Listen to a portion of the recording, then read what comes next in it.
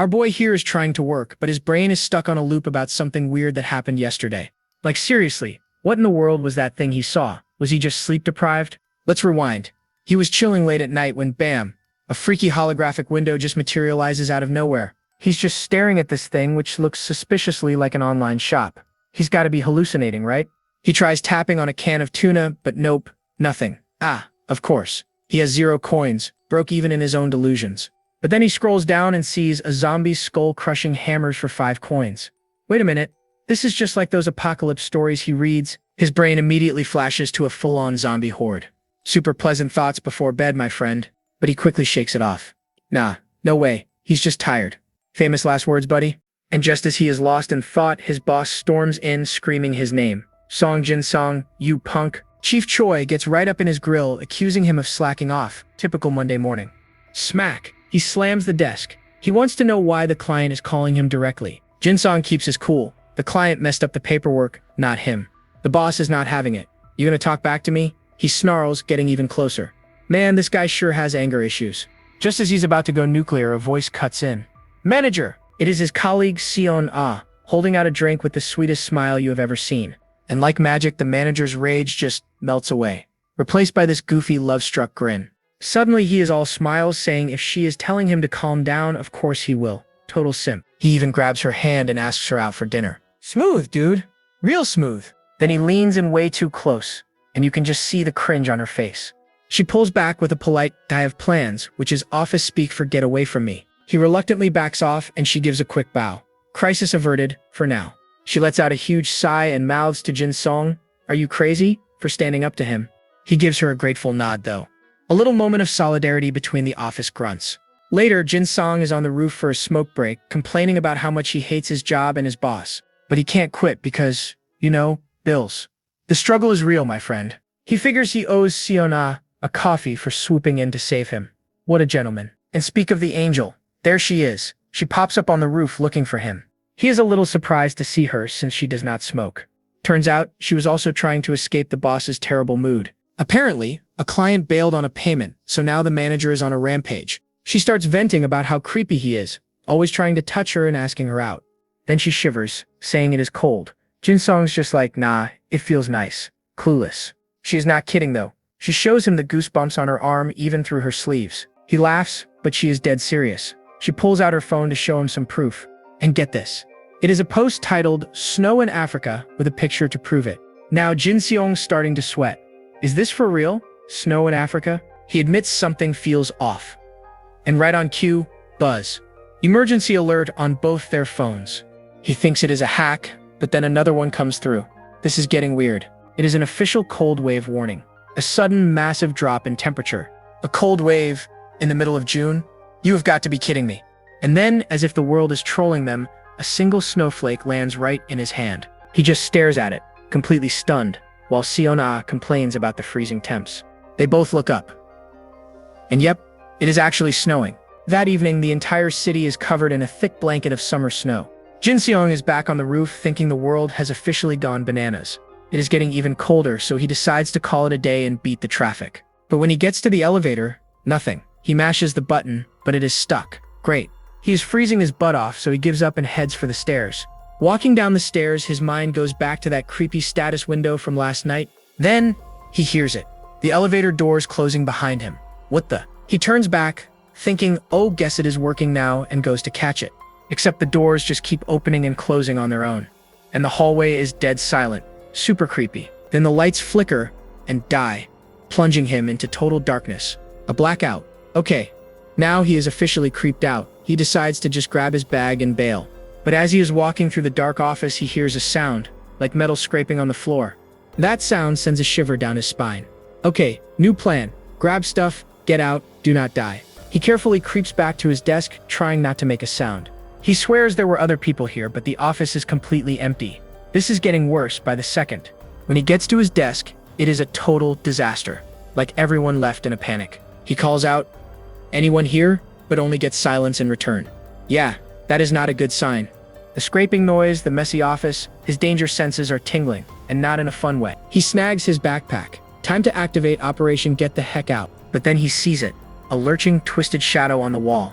Nope, nope, nope. And he is gone, full sprint through the darkness, not looking back. He glances at the conference room and just knows something is in there. Suddenly his foot lands on something slick. He looks down and sees blood. Lots of it. He stumbles and sees it is an employee ID card. He lifts his foot, leaving a perfect bloody shoe print. Gross. He picks up the card. It is for his colleague, Kim Hyun-sok, and it is soaked in blood. His mind screaming, what in the world happened here? And just then, a footstep. Someone is close by. His eyes whip towards the sound, trying to pierce the darkness. He peeks through the blinds of a nearby door, trying to get a look at who or what is out there. And folks, what he sees is pure nightmare fuel. There is a creature hunched over a body, and it is eating it. You heard me. Jin Song can't even process what he is seeing. He whispers, what the? Big mistake. The creature's head snaps up, blood dripping from its chin. And the face he sees belongs to Kim Hyun-sok. His colleague is now a monster with glowing dead eyes. Their eyes lock for one horrifying second. And that is all it takes. Jin Song turns and runs for his life. The thing that was once Hyun-sok gives chase, lurching after him down the hallway. Suddenly, an ice-cold hand grabs his shoulder. He thinks, a zombie? Is this actually a zombie? He does not have time to think, because the monster lunges right for his throat. Absolute panic mode activated. He's internally screaming, what in the world is that thing? But that sweet, sweet adrenaline hits. He frantically scans the darkened office for anything he can use as a weapon. He settles on an office chair. Peak office warfare, folks. He swings it with everything he's got, yelling, die. He somehow makes it to the stairwell, heart pounding like a drum solo. He is completely out of breath. He takes a quick peek back and sees the zombie just stumbling away. Okay, I guess it lost interest. Phew. He slides down the wall in the dark. The reality of clubbing his coworker with office furniture finally hits him. Just as his brain is trying to compute the word zombies, his phone starts buzzing. Perfect timing, as always. It's an emergency alert. A mutated strain of rabies is spreading. Oh, is that what we are calling it now? Rabies? He is not buying it for a second. This is completely insane. He flashes back to that terrifying face. Yeah, rabies does not have glowing eyes and look like a horror movie extra. So he does what any of us would do. He sits in the dark and starts doom scrolling, desperate for answers. The internet is, predictably, a total mess. People are reporting bites, weird behavior, and sudden snow. And it clicks. He just has to be connected to that weird status window he saw yesterday. He searches for status window or shop window. The internet's response? A big fat nope. Then his phone screen just dissolves into static. Well, that is not a good sign at all. And there it is, the two scariest words in the modern world, connection lost. He is totally on his own now. No internet, no help. What is he even supposed to do? The full weight of the situation just crashes down on him. Yeah, my dude, we are so screwed. And just to add insult to injury, it is absolutely freezing. You can literally see his breath in the air. He's huddled on the stairs, shivering like crazy. At this rate, he will turn into an ice pop before a zombie even finds him. He can't just sit here and die. He gets up, determined to find supplies and, not freeze. He checks his phone. 83% battery. He figures that might last 2 days if he's lucky. Enough time for a rescue, maybe?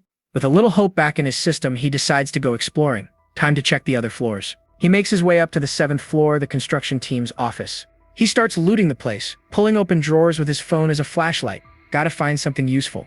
Success. He finds a clean shirt and puts it on immediately. It's a small win, but hey, he will take it. Alright, warmth is nice, but now for the main course, food. The search continues with a new sense of urgency. And jackpot! He finds a bag with snacks, a thermos, and even a blanket. Somebody was definitely prepared. He has no idea whose emergency stash this is, but he is incredibly grateful. Thank you, mystery coworker. Okay, so he's got food and warmth covered. Now he just needs one more thing to complete the apocalypse starter pack, a weapon. He peeks into a manager's office and spots a bag of golf clubs. Finally, that executive is good for something. Armed and supplied, he feels like he could last at least 3 days. But will rescue even show up? He finds a small window to look outside, and the grim reality of the situation slaps him right in the face. The streets below are a complete war zone. We're talking hordes of zombies, burning cars, and a raging blizzard. No chopper is landing in that. That little bit of hope starts to fade. What if rescue cannot get here in time? The cold suddenly feels a lot worse. But just as he's about to give up, a glowing blue screen pops up right in front of his eyes. It's the shop window. And look at that. Winter clothes are available for just 3 coins. There is only one small issue with this brilliant plan. How in the world do you even get coins? He looks down at the chaos on the streets, and you can see the gears turning. A very dangerous idea is starting to form. And that is it. Decision made. It is time to go grinding for some coins. He sets up a little ambush at the top of the stairs, golf club at the ready. He is waiting for his prey. He hears something from the floor below him. The doorknob is turning. Game on. He grips that golf club for dear life, ready to swing at whatever poor soul walks through that door. The door creaks open and he does not hesitate. He lunges forward, swinging the club with all his might. But a terrified voice screams out, "Wait, stop! Uh-oh, that does not sound like a zombie." Jin-song stops his swing just in time. He recognizes the guy. Huh? Kim Juman? Oh, it's that obnoxious guy from the office. Well, this is awkward. They sit down for a little chat. Juman says he hid in the break room and asks how Jin-song survived. Jin-song's answer is not exactly helpful. Changing the subject, Juman asks if he has any food. He claims he's about to starve to death. Jin-song immediately lies and says no. Sorry, pal, but these are emergency rations. Every man for himself. But as he moves to get some water, Juman suddenly grabs his wrist. And wow, that is a surprisingly strong grip. Juman gets this really dark, menacing look on his face and asks again, "You're sure you don't have any?" Jin-song just stares back, feeling a wave of dread wash over him. Something about this dude is very, very wrong. Jin-seong's eyes narrow. For a guy who's supposed to be freezing, Juman is sweating way too much. Red flag. And before he can even process it, Juman lunges at him, snarling like a monster. Yep, knew it. Thinking fast, Jin-song smashes the heavy thermos right into Juman's face. Bam. He stumbles back, golf club at the ready, watching as Juman is thrown to the floor. Kim Juman, he yells. But the man on the ground is changing. His skin is darkening, his eyes turn white. He was perfectly fine a second ago. There is no time to think. Jin-song grips his golf club, grits his teeth, and brings it down with everything he's got. With a primal scream of die, he brings the club down again and again and again. It is a brutal, bloody frenzy. Finally, the brutal work is done. The bloody club rests on the floor next to, well, what is left of Juman. Panting, Jin-song tries to catch his breath as the horror of what just happened finally sinks in. Suddenly, a familiar chime rings out and a blue screen appears before him, mini-map activated. His eyes widen in shock. It is the status window. Of course it shows up after the fight is over. Jin-song stares at the holographic shop window that's back again. And what's his grand total? A whopping 1 coin. You're telling me I get 1 coin for killing 1 zombie? Yeah, my dude. The disbelief is hitting him hard right about now. He nearly died out there and all he got was a single meme coin. Talk about a terrible exchange rate. But wait, his 2 brain cells are finally rubbing together. Something feels off, so he glances over at his former colleague's body, and bingo. There it is. Clear as day. Fresh bite marks right on Juman's wrist. Jin-seong lets out a heavy sigh. So the guy was already infected before he even got here. Case closed. He needs a minute to process all this, so he kicks back in an office chair and lights up a cigarette he found earlier. Classic stress response. He realizes he can't trust anyone at face value anymore, but hey, at least the cigarette is pretty good. Small victories, right? And speak of the devil. As he's rummaging through a bag, a whole pack of smokes just tumbles out. It's an apocalypse miracle. He thinks to himself, it's a small comfort in this whole messed up situation. You take what you can get, my friend. But a loud groan from outside snaps him right back to reality. Welp, that's his cue. He can't stay here. He peers out the window, putting on his best I'm a survivor face. The resolve is real, folks. His mind flashes back to what he saw earlier. Another survivor, a guy with a baseball bat trying to swing his way through the horde. It's a noble effort, but completely hopeless. There are just way too many of them. And just like that, he gets swarmed and torn to pieces. Another one bites the dust. Now he's just another body waiting to get back up and join the zombie party. The circle of unlife. Back in the present, Jin-song turns away from the window with a grimace. Darn it, he mutters. And so, time does its thing.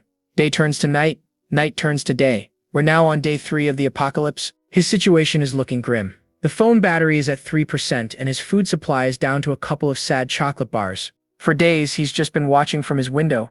Every single escape attempt he's seen has ended in a spectacular, bloody failure. But despite all that, our boy has made a decision. He's got to move. He can't just sit here. Staying put is just a slow death sentence. His only real shot is to find other people and, use the power of teamwork. He slings his trusty golf club bag over his shoulder and finally heads out. First on the agenda is the 6th floor. He needs to confirm if Juman actually barricaded the entrance like he claimed. But as he steps into the hallway, something catches his eye. He looks up, completely confused. Huh? Fire, he yells, seeing the emergency lights are on. And if those are on, that can only mean one thing. No way. He immediately sprints towards the window to get a better view of what's happening. He gazes out into the dark, snow-covered city below. It's a grim sight. But hold on a second. It's pitch black out there, yet he can see his own reflection. The lights inside the office are on. Someone must have fired up the emergency generator, which means he's not alone in this building. A massive wave of hope just washes over him. There's another living person somewhere in here, but that generator won't run forever. He's on the clock. He needs to find them, and fast. He immediately heads for the stairs, already trying to figure out where they would be. The management office or the security room seem like the best bets. Both are on the first floor. This is a solid plan. Problem is, his fancy dress shoes are making way too much noise. So, off they go. Time for stealth mode. Sure, the floor is freezing, but it beats becoming zombie chow. Down the stairs he goes, just in his socks. He hits the 6th floor landing and pauses. Time to quickly check on that barricade he was told about. He peeks through the door and sees the elevators are totally blocked with desks and chairs. Yep, it's a fortress. And a huge grin just spreads across his face. This is amazing news. A barricade this big means there could be a whole group of survivors. Alright, side quest complete. He continues down to the 1st floor, back to the main objective. The stairwell is clear, which is nice, but he knows the lobby is probably a zombie rave. He approaches the door very carefully. He takes a deep breath and slowly turns the knob, praying, "Please, please be empty." He cracks the door just enough to peek out into the blood-soaked lobby. And, of course, it's a party, alright? A whole giant horde of them is just hanging out. The entire lobby is packed wall-to-wall with zombies just shuffling around the turnstiles like it's a normal Tuesday. He slams the door shut immediately. Yeah, going outside is not an option. That's a one-way ticket to Deadsville. To make things worse, the zombies outside are now pounding on the glass doors. That glass is not going to hold forever. Okay, time is up. He needs to go. Now, he spots the sign for the management office and makes a break for it. Inside, he finds a body. He recognizes him immediately. It's the friendly security guard who always said hi in the mornings. The poor guy is frozen solid. Jin Song remembers reading somewhere that people dying from the cold sometimes take their clothes off. A tragic way to go. He gently closes the man's eyes, paying his respects. May he rest in peace. But there's no time to mourn. The only place left to check now is the security room. He knows living people can be just as dangerous. He has to be careful, maybe wave a white flag or something to show he's friendly. Just outside the room, a few zombies are loitering around. One of them is draped over a cubicle wall in a really gross way. He remembers their eyesight is terrible, but their hearing is super sharp. He taps his fingers together, getting in the zone. He takes one final deep breath and slowly, ever so carefully, begins to open the door. The door creaks open and his eyes go wide with absolute shock at what he finds waiting for him on the other side. Alright, moment of truth. Jin Song takes a deep breath and carefully creaks open the security room door. The second he peeks inside, bam! A sharpened wooden pole comes flying right at his face. Whoa! Jin Song somehow recognizes the sound of the attack, bracing himself just in time. His attacker is another survivor, a super tense guy with glasses who looks just as surprised to see him. And we get a quick flashback explaining why he's so trigger-happy. A bloody zombie encounter will do that to you. Back in the present, Jin Seong dodges another wild swing and zips past him into the room. Then, click. The door locks behind them. Now it's just two dudes in a tense standoff with makeshift weapons. Jin Seong cautiously asks the big question. Are you human? Thankfully, they both confirm they're not on the zombie team. The guy says he came looking for people after the emergency generator kicked on. A little bit of hope in the darkness. Jin Seong introduces himself with his ID, but he's still super paranoid after what happened with Jumin. Trust nobody. The other guy is assistant manager Choi Jae-sung. Jin Song's internal FBI profiler immediately clocks the shawl, perfect for hiding bite marks. He sizes him up. Unlike the sweaty, infected Jumin, this guy just seems cold. The paranoia meter goes down a notch. He spots a backpack nearby and puts two and two together. This guy must have raided the employee lounge for loot. His logic is pretty solid. Infected people have that insane hunger, right? Anyone smart enough to stockpile supplies must be human.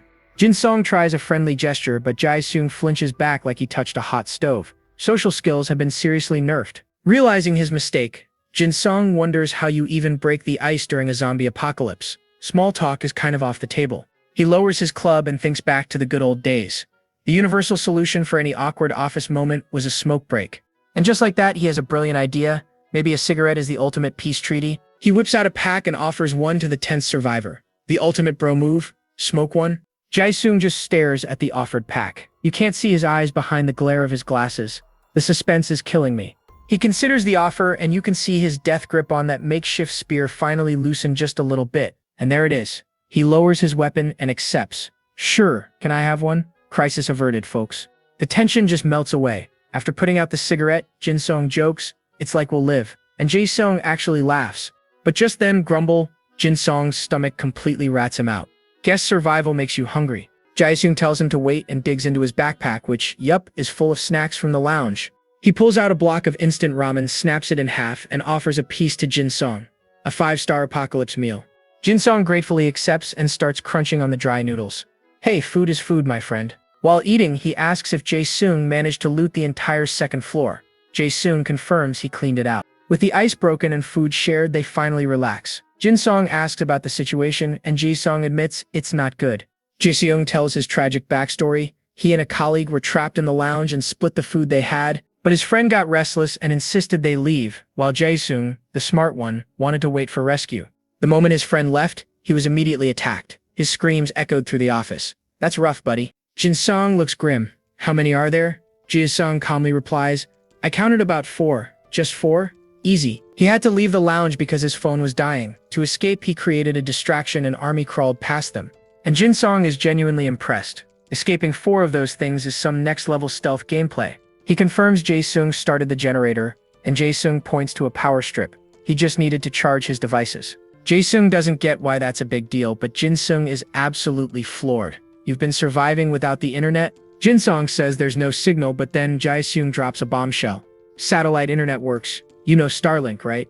Our boy's mind is completely blown. Jae-seung explains that while most servers are down, there are still a few online communities for survivors. Having no idea about any of this, Jin-sung is amazed. Jae-seung even offers to charge his phone for him, and it actually works. He can see messages from other people who are still alive. This is a total game changer. He thanks Jae-seung for everything. The charge, the internet, the info. What a massive relief. Just as they're settling in, the lights flicker and die.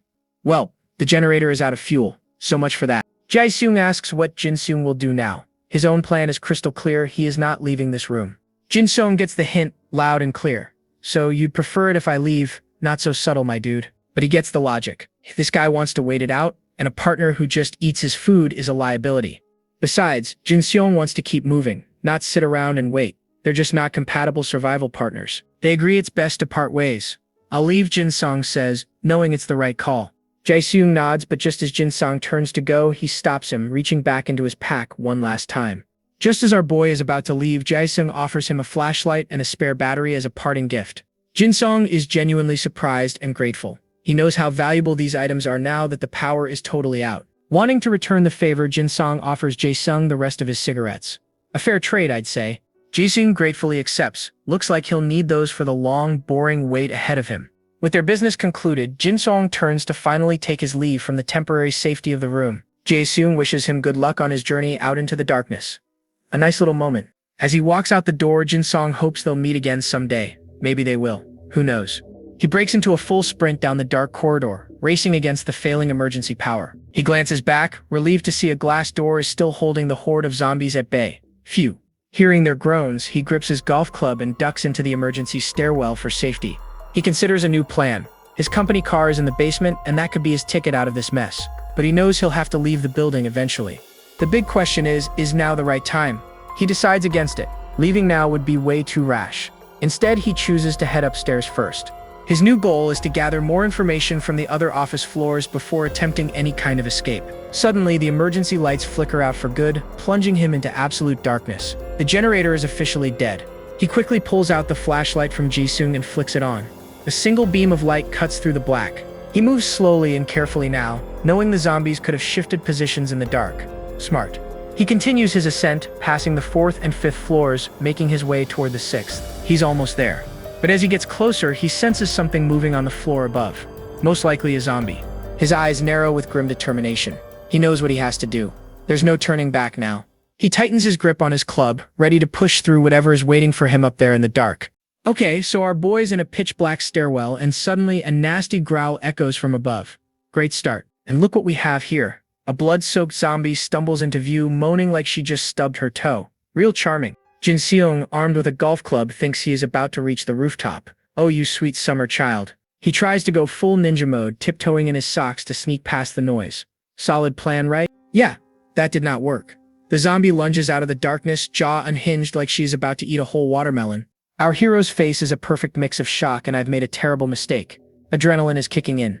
With a totally manly shriek, he swings that golf club like he is going for a hole-in-one on her face. Crack! And it is a direct hit. The club connects right on her chin.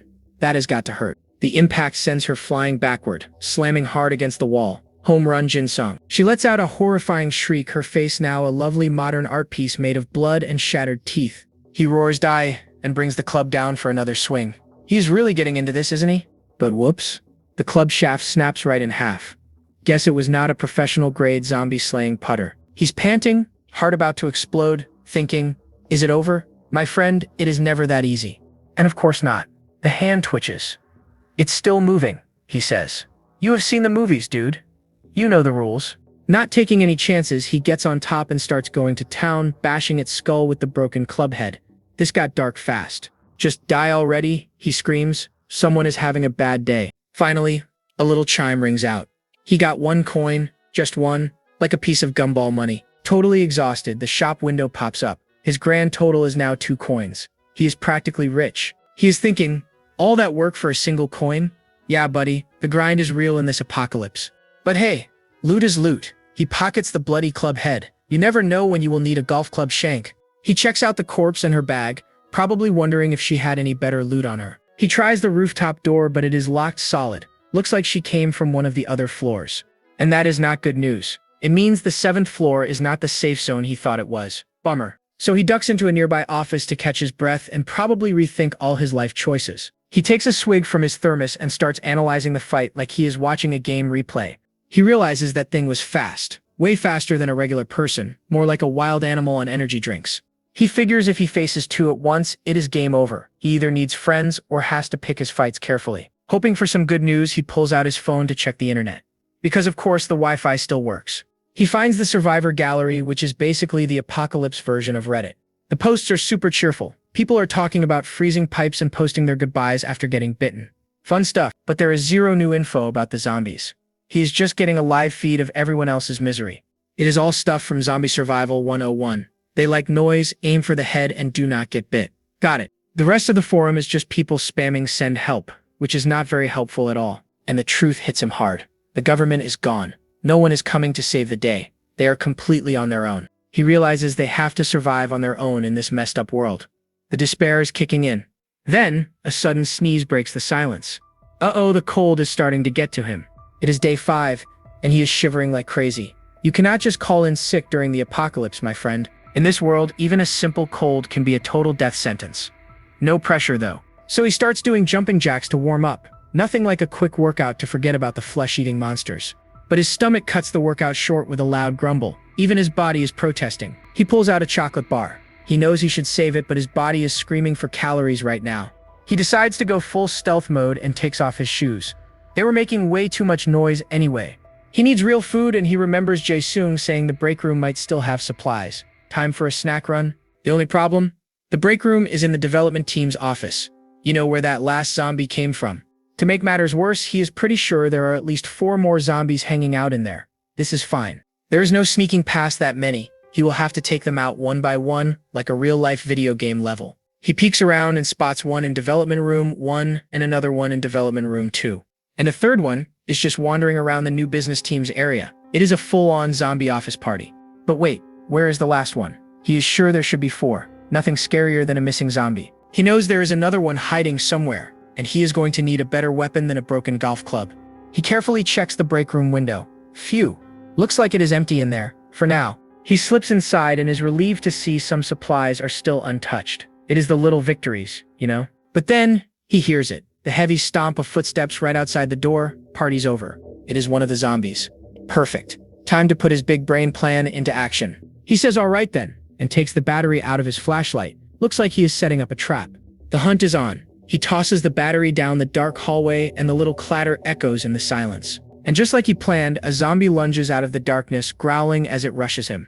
It took the bait, but Jin Seong is ready. He drives a sharp rod straight through its head, clean and simple. Blood goes flying as the zombie slumps to the floor.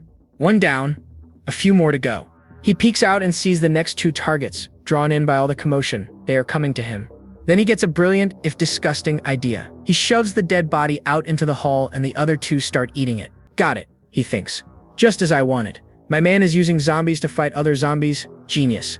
He is breathing heavy, but he allows himself a small, grim smile. Hey, the plan is actually working. He thinks he has this in the bag, but suddenly, A rotting hand shoots out from under the door and grabs his ankle. I told you it is never that easy. And just when Jin-song thinks he's finally cleared the room, the classic jump scare happens. A zombie hidden under a desk lunges out and grabs his ankle. It opens its mouth wide for a bite, and man, this thing needs a dentist. It's a mess of blood and broken teeth. Thinking fast, our boy Jin-song, who is still using his mouth as a flashlight holder, violently kicks his leg back. There goes the flashlight, but who cares? His foot connects squarely with the zombie's face. Smack! He follows up with a heavy stomp right on its hand, and you can practically hear the crunch as its grip breaks. With absolute fury in his eyes, he raises that broken golf club again. This is personal now. And he just goes to town on it, smashing its head over and over until the thing finally stops moving. Talk about overkill. Panting and covered in gore, he can only mutter, "Freaking hell." Yeah, that about sums it up, my friend. But you know the rules. It is never just one zombie. Another one lunges at him from the darkness. He quickly grabs the broken club head from the floor. He knows he has to end this fast before the whole building hears him. So what does he do? He winds up and throws the chunk of metal like a baseball. Bam! It smashes right into one zombie's face, sending it staggering back into its buddy. A perfect zombie domino strike. The other zombie comes at him, but Jin-song pulls a pro gamer move, blinding it with his flashlight. Totally disoriented, the creature stumbles and crashes over a desk, conveniently dropping a pen on the floor. Seeing his chance, Jin-song goes full John Wick, tripping the zombie and jamming the pen right into its neck. Well, so much for his new weapon. But hey, a notification pops up. He has acquired 4 coins. Time to start grinding. He looks at his destroyed club with a sad face. Buddy, it's a zombie apocalypse. You can find another golf club. Now for the best part of any fight, the loot drop. He grabs a backpack from one of the dead bodies. The bag is surprisingly heavy. Now completely unarmed, he wisely decides it is time to leave. Or not. Since he is already here, he figures he might as well do a little more searching. This guy's logic is questionable. He remembers that his coworker only searched the break room, meaning the other offices are basically untouched loot boxes. And jackpot, he finds a power bank and some nutritional supplements. Gotta get those apocalypse gains, right? Feeling lucky, he decides to press on and check the next office over. This never ends well, folks. Suddenly, a noise freezes him. Another zombie? And of course, he is completely unarmed. Big mistake. Deciding not to test his luck any further, he turns around and just bolts. He finally stops to catch his breath, clutching that backpack to his chest like it is his firstborn child. He actually lets out a grim chuckle. Who would have thought the office would one day feel like the safest place on Earth? Shaking off the weird feelings, he decides it is finally time to check out his loot. And he scored big. We are talking chips, choco pies, cookies, 5-cup ramens, and even a soda, a feast for a king. He bursts out laughing, totally ecstatic. He thinks with this junk food he can easily survive for a month. Sure, buddy. But as the adrenaline fades, a deep chill sets in. His wet, bloody feet are not helping things. He decides to get cleaned up and heads to the office restroom. Time for a little post-apocalypse spa day. Of course, the water is ice cold. He cries out from the shock. No hot water heaters in this new world. While he is drying off, he discovers a small, dark scratch on his foot. Uh-oh. His heart absolutely sinks. Did a zombie get him? He flashes back, but he is almost certain he was never bitten. To be sure, he does what anyone would do. He pulls out his phone to check that survivor forum. He finds a post that confirms it. You only turn if you were bitten. A simple scratch is fine. He is safe. He lets out a massive sigh of relief. But of course, his problems are not over yet. He looks at his makeshift bandage. The cold is getting really serious now, and he is at risk of frostbite. He needs to warm up fast. So he calls up the shop window. He has 6 coins to his name. He remembers seeing some winter clothes for sale. The shop shows him a full set of gear, all priced at 3 coins each. Are you kidding me? He cannot afford everything. Why do gloves cost as much as a jacket? Reluctantly, he buys the boots. And just like that, poof, a pair of fur-lined winter boots materializes out of thin air. He picks them up, looking totally amazed. Wow, it really appeared. Yes, dude, that is how the magic shop works. He slips one on and it is a perfect fit. He figures the items must be customized. That is convenient, I guess. But he knows new boots will not heal his wound. Is there anything else in this weird apocalypse shop? He scrolls through the items, but it is all junk. Nothing useful for an injury. Just as he is about to give up, his eyes land on something. His whole expression changes.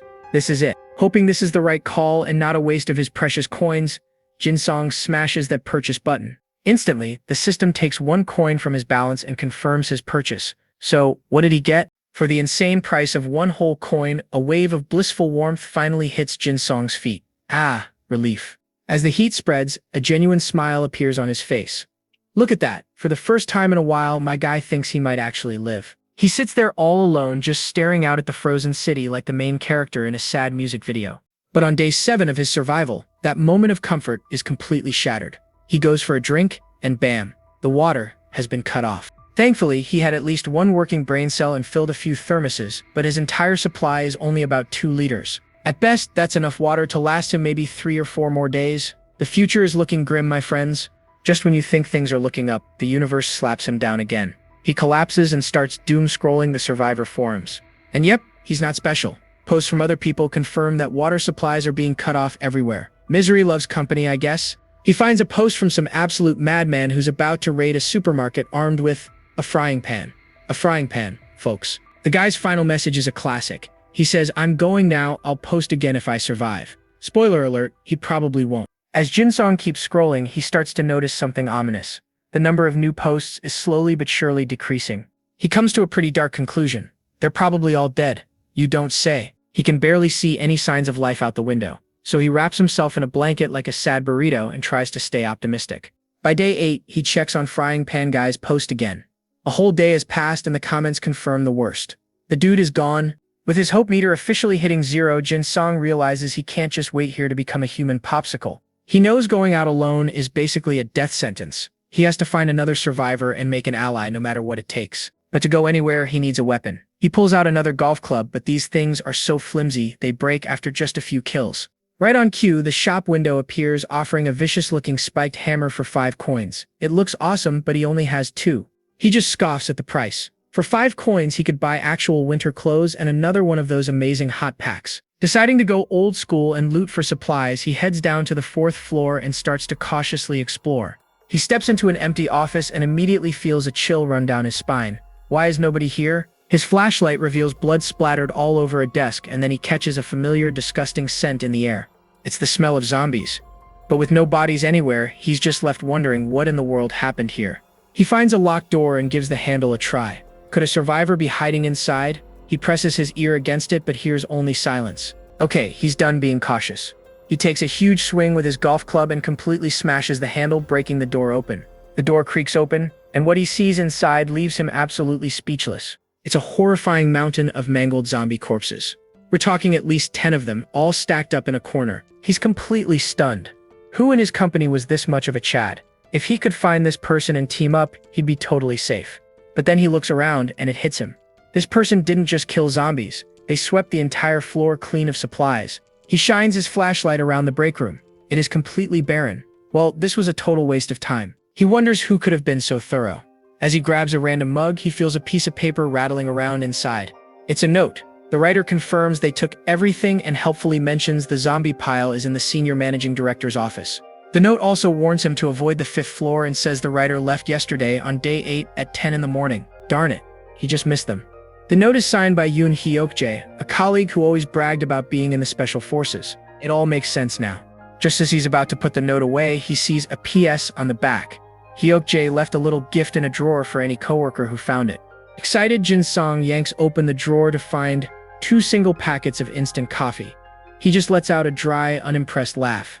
What a troll. 2 days later, on day 10 of survival, Jinsong rereads the note while eating a snack, thinking about that warning for the 5th floor. Why avoid it? The 5th floor is the president's office. Logically, it should be one of the safest places in the entire building. Still, this Hyokjae guy doesn't seem like the type to give a warning without a really good reason. But more importantly, it's been a full day since he has seen another living soul. The loneliness is starting to hit hard. He knows that with every single moment that passes, his chances of finding an ally are getting slimmer and slimmer. He already missed one opportunity to team up with a Chad. He resolves to start searching the other floors immediately. But with so many floors left to check, where does he even begin? And just then, a tiny flicker of light outside catches his eye. Wait a second, is that light? He rushes to the window, his heart pounding in his chest. Someone is out there sending a signal. He is not alone. Just when Jinsong thinks he's all alone, a light appears. Could it be? Is someone else actually alive in this nightmare? Okay, but who is it? The person's holding up a sign, but it's too far away to read. Classic apocalypse communication problems. Then, a light bulb goes off in that big head of his. He actually has a decent idea for once. He whips out his phone and uses the camera zoom. Thank goodness for modern technology, am I right? The message is an invitation to a party. Just kidding. It says, people on the 6th and 7th floors. 2 of us here. Want to team up? Suddenly, our boy has a new mission. He grabs his trusty golf club and heads for the 6th floor. It's time to make some friends. But when he gets there, the entrance is wide open. Uh-oh, that's usually not a good sign in these situations. He creeps inside, yelling that he's just a friendly neighborhood sales guy. Yeah, because that always works. He gets total silence. Then he sees the door was kicked in. That bad feeling is getting a whole lot worse. And right on cue, a shadowy figure lunges at him from behind. The classic jump scare. It's a zombie! Bam! It tackles him straight to the floor, ready for a snack. He's fighting for his life, using his golf club to play a deadly game of keep away with its teeth. With a huge burst of adrenaline, he kicks the zombie clean off him. Get wrecked. The thing is down, but it's not out. It's just twitching on the floor like a glitching video game character. Phew! Jin-song is sweating buckets trying to catch his breath. That was way too close for comfort. He spots his chance and rips a panel right off a cabinet. Time for some DIY problem solving. And he smashes it down on the zombie's head. The system chimes in, "You have acquired -1 coin." Wait, what? He was so sure a survivor was here. Did he just get catfished in the middle of a zombie apocalypse? But then he hears it. Clank! A sound from behind a door. Okay, maybe he was not lied to after all. He creeps toward the door, trying the friendly approach again. Hey, I'm here to team up, not to loot your stuff. Still nothing. He tries pulling the coworker card, announcing he is from sales team 2. Maybe they will bond over bad coffee? No dice. He is done being nice. If they do not open up, he is going full Kool-Aid Man on this door. He raises the club, but a voice stops him. Could you be assistant manager Song? Someone knows him. The door swings open, and it is his colleague, Sion. Ah. Well, this is an awkward office reunion, so they head to the break room for some story time. Siona tells him what went down on her end. Apparently, some guy was banging on her door last night, but she had a bad vibe and kept it shut. Smart move. The guy realized she was alone and just broke in. So she booked it and hid in here, the break room. Not even an hour later, the dude had already turned into one of the undead. That is a fast turnaround time. And yep, you guessed it. The zombie Jin-song just took out, that was him. Problem solved, I guess. Jin-song asks the important question. You got a weapon? She just points to a wooden spear in the corner. He takes a closer look, and it is a mop handle. A mop handle she sharpened with a box cutter, resourceful. She picks it up with a proud little smile. Yeah, it is surprisingly useful, she says. I bet it is. Jin-seong spots the blood on the tip.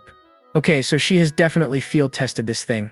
Note to self, do not mess with Siona. But our genius protagonist immediately thinks to himself that a woman is a huge disadvantage in this world. Seriously, dude? He is worried she will be a liability, a target for zombies and other survivors. My guy, did you not see the bloody spear? So he decides it is too risky and tries to dip. Well, I should be going now. What a hero. She is not having it and grabs his arm. You're leaving? She asks, and you can hear the panic in her voice. She begs him to stay, saying she cannot make it alone. The fear in her eyes is 100% real. He actually apologizes and pulls his arm away, about to walk out on her. Cold-blooded, Jin-song? Just cold? But then she drops a bomb that stops him cold. I used to fence. He is totally confused. So she doubles down, claiming she cleared this entire floor of zombies. By herself. You'll regret leaving me behind, she says with a look that could cut steel. I am sure of it. And Jin-song is just stunned. This is definitely not the helpless coworker he was about to abandon. Then she mentions winning a silver medal in high school. That is all it takes. Suddenly, she is a keeper. He agrees to team up. With their new alliance forged, she hands him a backpack. Turns out she already looted all the good stuff.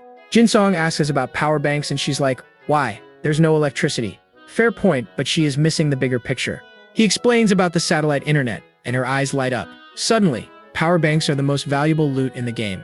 He has to ask how many zombies she really killed. She just calmly replies, 8. Yours makes 9. What a legend. 8 zombies. Now Jin-song is impressed. Yeah, he is definitely glad he did not ditch his new super capable partner. They only find 2 power banks, but it is better than nothing. With their gear packed, Siona is ready to roll. Shall we? Just as they are about to leave, Jin-song freezes. Wait a minute, he says. He has spotted something. He shines his light on some marks on the wall and asks her what they are. She figures it was the zombie guy from yesterday trying to smash the door in, probably with a desk or something heavy. But Jin-song knows that is not it. His detective senses are tingling. He scans the room for the real weapon. And there it is. Lying on a desk is a big, heavy chunk of metal. He picks it up with a huge grin. It is a vernier caliper, and for him, it is the perfect weapon. Our boy is so happy. It is a solid chunk of metal. It is super tough. He finally found a weapon better than his golf club. Siona, ever the practical one, points out that it is a little short. She has got a point. Range is important. But then she gets this sly, confident grin on her face and says, I have an idea. Oh, I like where this is going. And with a grand reveal, Seon-ah presents her masterpiece. Ta-da! It is basically a pole with a caliper taped to the end. She asks if it is any good, and Jin-sung cannot even lie. This thing is actually awesome. He realizes it is multi-purpose. He can stab like a spear or poke like a giant caliper. Seon-ah is like, told you I was a good investment. Jin-sung gives her a genuine thank you. He is realizing having a partner is not just for zombie bashing, it is for cool loot drops too. Plus, now that they have combined their snack stashes, they will not be starving anytime soon.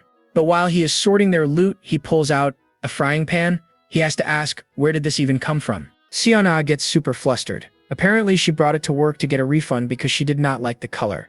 Who does that? But Jin-sung just smiles. He says it will be perfect for melting snow to drink. She is horrified. Her fashion crime pan is now a survival tool. To change the subject, Seon-ah asks how he even knew she was in the break room. He found her way too fast. He admits he got a tip from the building across the street. Naturally, she has no idea what he is talking about. Jin-sung explains that some folks over there were signaling with a light. They even held up a sign asking to team up. The message basically says, hey, we are on the 6th and 7th floors, let us be friends. But Seon-ah's spidey senses are tingling. Is this a good idea? Jin-sung has to agree it is a huge gamble. Teaming up with randoms in an apocalypse is basically asking for trouble. She gets nervous and admits the only reason she teamed up with him is because he seemed like the least likely person to backstab her. She says, I am not adding just anyone to the party. She is being picky and honestly, good for her. Jin-sung is on the same page instantly. Okay, then we ghost them. Easy decision. She thanks him for listening and then drops an absolute bombshell. Oh, by the way, I think the manager is still alive. Jin-sung is completely floored. He is like, wait, Manager Choi? She confirms it. Apparently, on day 1, the manager was trapped on the 6th floor with her before he booked it and ran away. She explains that she was hiding in the break room and Choi was stuck in the bathroom. The guy was screaming for help, but she straight up ignored him. She admits she was just too scared to do anything. You cannot blame her, really. Jin-sung asks when Choi left and she figures it was the 2nd day. His brain goes into overdrive. He has already cleared floors 4, 2, and 1. That means Choi has to be on either the 3rd or 5th floor. And now the big brain thoughts kick in. What if those neighbors team up with Manager Choi? Are they going to form a super squad and come after them? He shakes it off, deciding not to stress about things he cannot control. Good call, my dude. Besides, they have got good news. They have one more coin, which means it is finally time to buy some real cold weather gear from the shop. He pulls up the gear menu, thinking a warm hat would be amazing right now. The shop has a hat and some boots, both costing 3 coins.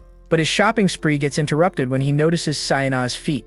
My friend, she is still wearing flimsy office heels in a blizzard. His logic kicks in. If her feet get frostbite, she becomes dead weight.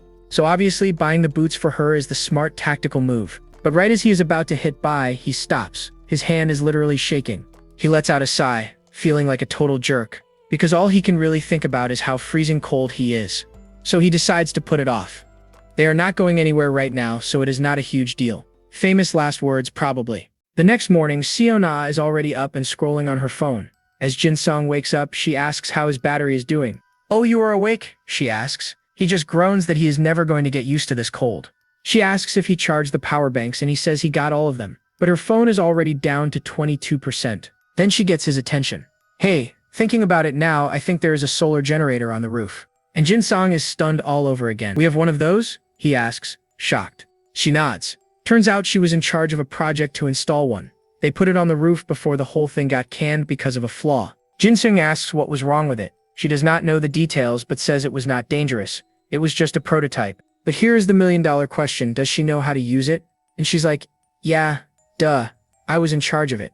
A huge, determined smile spreads across Jin-sung's face. All right, he says. Let us go take a look. They have to force open a door that is completely blocked by snow. After a lot of pushing, Seon-ah yells. It opened. They are both totally winded from the effort. Jin-sung cannot believe opening a single door was that much of a workout. Looking up, they see the next challenge. Jin-sung spots a temporary ladder way up on the wall. He gives the handle a pull, but it is frozen solid. It is not moving. Seon-ah just says, looks like we are climbing. Jin-sung asks if she can even do that. She turns to him, totally determined. I will go. Just give me a boost. So on the count of 3, he gives her a boost and just launches her into the air. I got it, she yells, grabbing onto the ledge. Mission success. Jin-sung watches her pull herself up, thinking that her old athlete skills are really coming in handy. The girl moves like a cat. She lands on the roof and starts clearing snow off a big dark panel. Yes, she shouts. She found the solar generator. She tells Jinsong it is not too big. She is going to take it apart and lower it down to him. All he has to do is catch. And one by one, she sends the panels down, with Jinsong playing catcher below. They end up getting 4 panels in total, and they lay them all out on the floor inside. They are both completely exhausted but super relieved.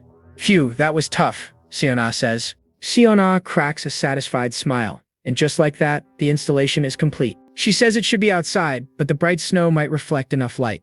Jinsong worries the clouds will mess with its power. Siona remembers that on a sunny day, it would get a phone to about 50% in half a day. But right now, the sun is barely even there. So all they can do is wait. A moment later, the screen lights up. It is charging, they got 1%, cut to the next day. Jinsong and Siona gather around the phone, their faces super tense with anticipation, and their hopes are immediately crushed. The battery is only at 9%. It gained a pathetic 8% in an entire day. Siona lets out a defeated sigh. After all that effort yesterday, their solar-powered battery is only at 8%. Talk about a letdown. Jinseong is just as bummed out, staring at the phone. He says there is nothing they can do since the sun is not out. But he tries to play the hero, telling her there is a new hope. Our boy has figured out their next move. He tells her he knows where they will go after they finally ditch this boring office. He lays out the grand plan. They are heading for the company's warehouse. He's sure there'll be lots of food supplies there, plus tools they can use to survive. Siona is immediately on board, but Jinsong is quick to point out the main problem is actually getting there. He is worried his car will not start, and their dying phone will not be enough for navigation. They might have to draw a paper map, like cavemen. But Siona just hits him with a confident, that is not a problem. Okay girl, go off. Jinsong turns around, completely baffled by her certainty. What secret is she hiding? She explains the company warehouse is right near her house. She used to see it all the time while walking her dog. Now that is a lucky break. Jinsong is absolutely overjoyed. He exclaims, I am so glad I met you, Seon-ah. Having a goal seems to have powered him up. He starts thinking about his decision to team up with her. She is smart, capable, and has not tried to steal his magical warm boots. The bar is low, my friends. He calls out her name and then, completely out of nowhere, asks for her shoe size.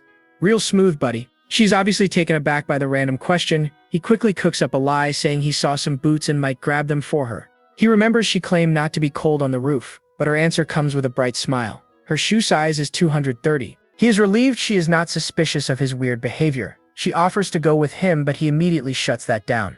No, I will go myself. Wait here, he says before rushing off like a total weirdo. Nothing suspicious about that at all. He logs into the Apocalypse shop and buys her a pair of white fur-lined boots. She tries them on and hey, they are a perfect fit. Just then, a blue holographic window pops up right in front of him. A party has been formed. Wait, what? Is this an RPG now? He is completely stunned. The window explains that all coins acquired by party members are automatically his. That is what I call passive income. He wonders if this happened because he gifted her an item. If so, this is a system he can definitely exploit for some serious grinding. Siona, completely oblivious to the floating screen, just happily thanks him. He realizes he can probably increase the party size. His mind is racing with the possibilities. But Siona's voice snaps him right out of his gamer trance. Are you okay? She asks, looking concerned. He blames it on dizziness from not eating. A likely story. She suggests they eat. He notices she can't see the system window at all and decides to just play it cool for now. Fast forward 3 days to survival day 14. Their water is gone. Jinsong's lips are chapped as he mutters, I am so thirsty. That's it. They need to start melting some snow now. She volunteers to gather paper for the fire while he decides they should build it on the rooftop to avoid burning the place down. Up on the snowy rooftop, they get ready to light a fire inside a metal box. Jinsong knows this is super risky. The smoke could basically be a dinner bell for plunderers, the violent gangs that roam the city. He did not want to alert the people in the next building, but at this point, he is too desperate for water to care.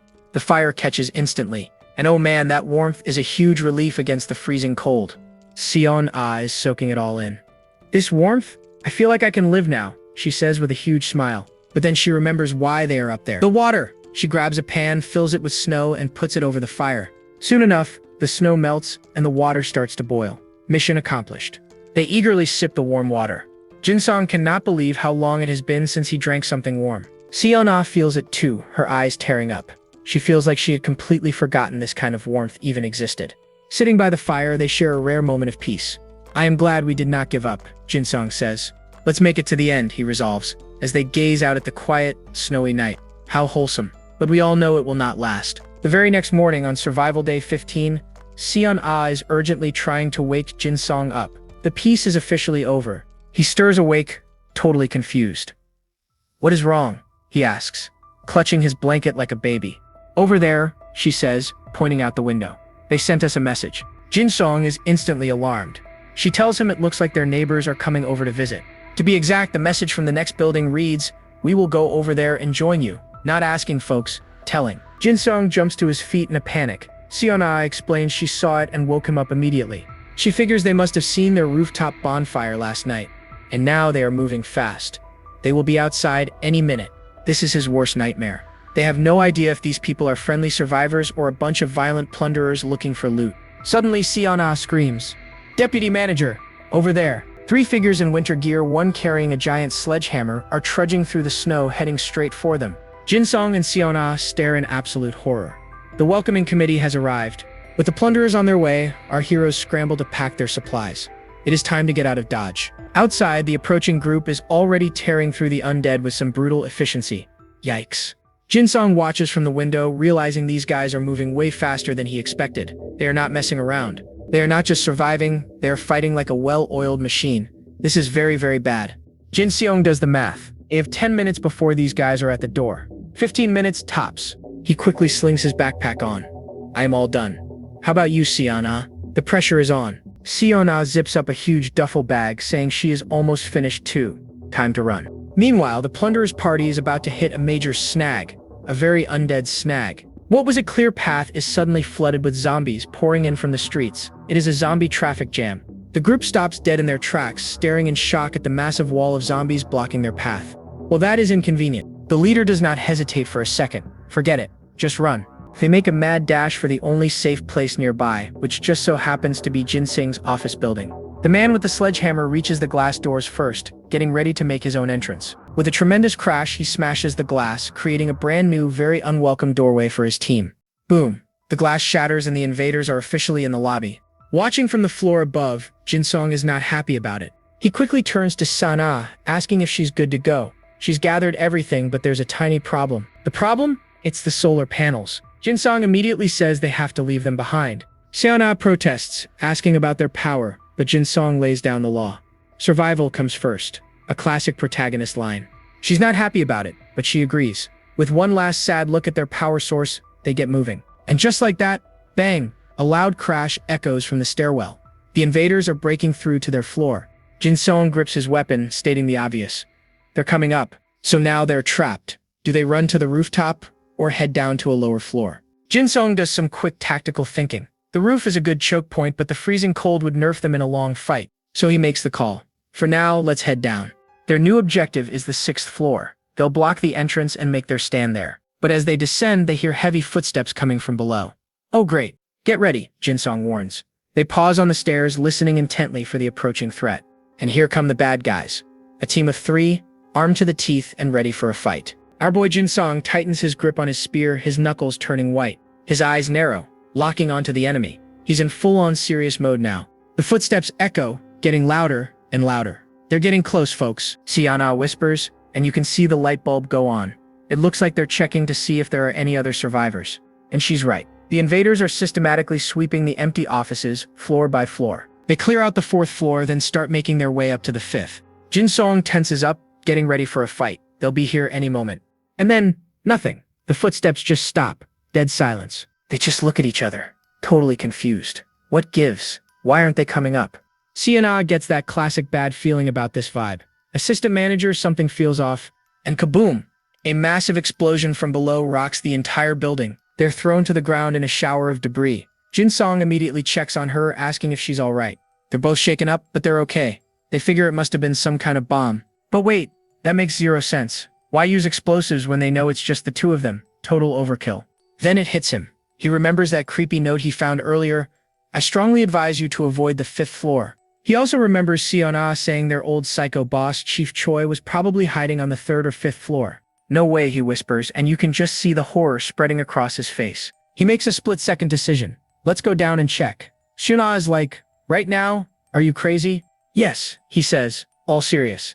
If my guess is correct, then probably he leaves us hanging. What a drama king. So they cautiously make their way down to the 5th floor, straight into the danger zone. And my friend, the place is a total wreck. Rubble and shattered glass are everywhere. Sienna can't believe her eyes. Jinsong tells her to stay sharp and not to let her guard down, but she suddenly freezes in her tracks. Assistant manager, over there, she stammers, pointing into the darkness. Jinsang looks, and his eyes go wide. Lying on the floor are the dead, bloody bodies of 2 of the invaders. He tells her to hang back while he investigates. But something's off. Why are there only 2? He scans the area, noticing there are no leftover explosives. And then he sees it. A nearby door is just gone, blown completely off its hinges. He's cursing the whole situation when suddenly he hears a man's voice groaning from inside the destroyed room. The voice says, "It hurts, right? I knew it would." And Jinsong knows that voice. It's Chief Choi. The 3rd invader is on the ground, his feet completely mangled, while Choi just stands over him muttering to himself. Choi looks up, surprised, and then his face splits into this super disturbing grin. Assistant manager Song. He reaches out a bloody hand calling his name. This guy is a walking red flag. Jinsong is just frozen in shock as Chief Choi starts crawling towards him, pathetically begging for help. And then Jinsong sees it. The chief's own leg is crushed. The guy is wailing, "Save me, I'm begging you." He's screaming that it's not fair and he doesn't want to die, leaving a lovely trail of blood behind him. And our hero can only stand there, looking completely horrified. Can't blame him, honestly. Siona finally catches up. "Is that Chief Choi?" she asks, before trailing off as she sees the absolute horror show. Choi sees her, but before he can even speak, Jinsong shuts him down, ice cold. "I'm sorry, Section Chief. We don't have any medicine, and we're not doctors." Ouch. That's a hard no. And you can just see the desperation in Choi's eyes turn to pure madness. "I said I want to live," he screams. Then this awful idea pops into his head. "There's a way I can survive," he shouts, staring right at them. "Get ready for this, folks." He asks, "If I become a zombie, I won't die, right? My man has officially lost it." He grabs Jinsong's leg, begging, "Just take me to the 1st floor. Let me get bitten." Jinsong looks down at this pathetic mess of a man, pries his bloody hand off and says, "I don't think we can do that." Choi absolutely loses it, screaming, "Why the heck not? I held off the raiders for you. And you can't even do this for me?" Then he starts slinging mud, accusing them of wanting him dead so they can shack up together. Real classy. His tone gets real nasty. "Fine. Then let's all just die together." He spits, revealing his trump card. There's still 1 bomb left. But before he can do anything else, Sayana's spear slams down. Stuck and bleeding out, all the chief can do is glare and whisper one final curse before he goes. Well, that settles it. Turns out the invaders were just a bunch of low-level raiders looking for loot. Sion Ah checks one of their bags, and it is completely empty. So much for a big score. To make matters worse, their shield is busted, and the sledgehammer is way too heavy to be useful. Jinseong's face says it all. He is not having a good day. Siona is clearly still shaken from the fight, but Jinseong goes into full ice-cold pragmatist mode. He tells her the raiders were goners from the start, and their old boss, Manager Choi, was already bleeding out. All Siona did was save him from a long and agonizing death. So, no need to feel guilty, right? You can see the realization in Siona's eyes, but she hardens up real quick. She's in this for real now, and she agrees with him. Just when you think things can't get any more intense, Siona spots something through the shattered window. She's so freaked out she can barely get the words out, just telling him to look. Jinsong leans forward to see what has her so spooked. And his reaction says it all. "This is crazy," he mutters. Because the street below is an absolute sea of zombies. A full-blown horde. A quick scroll through the survivor forums confirms their worst fears. That explosion they caused basically acted like a dinner bell for every zombie in the district. So their safe house just became the hottest, most dangerous spot in town. Jinsong's stress level is through the roof. Not only do they have zombies, but other raiders will be drawn to the commotion. They watch from above as the horde slowly starts to disperse, but there are still way too many hanging around. The lobby is officially a no-go zone. They have got to get out of here. Jinsong makes the call. They are leaving tomorrow or the day after at the absolute latest. But first, a little recon mission is in order. Flashlight in hand, he suggests they head down to check out the situation on the 1st floor. As they're sneaking down the stairs, Siona stops him cold. "Wait," she whispers.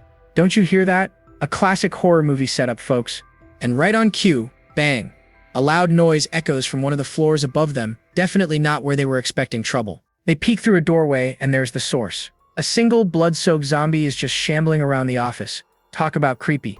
Siona is completely shocked, her mind immediately jumping to one terrifying possibility. Could that be Manager Choi? But Jinsong immediately shuts that theory down. Nope, not possible. He reminds her Choi's head was well ventilated. A zombie still needs a working brain. He also crosses Bitten Raider off the list. The timeline doesn't add up. Any of them would have turned long before they got back. So, That leaves two theories. Either there was another survivor on the third floor they missed, or something crawled in through that broken fifth floor window. Their debate gets cut short by the charming sight of another zombie having a snack on a corpse. Yeah, let's just table this discussion and keep moving. It turns out the first floor is a total disaster. We're talking wall-to-wall zombies. It's a packed house, and none of them bought tickets.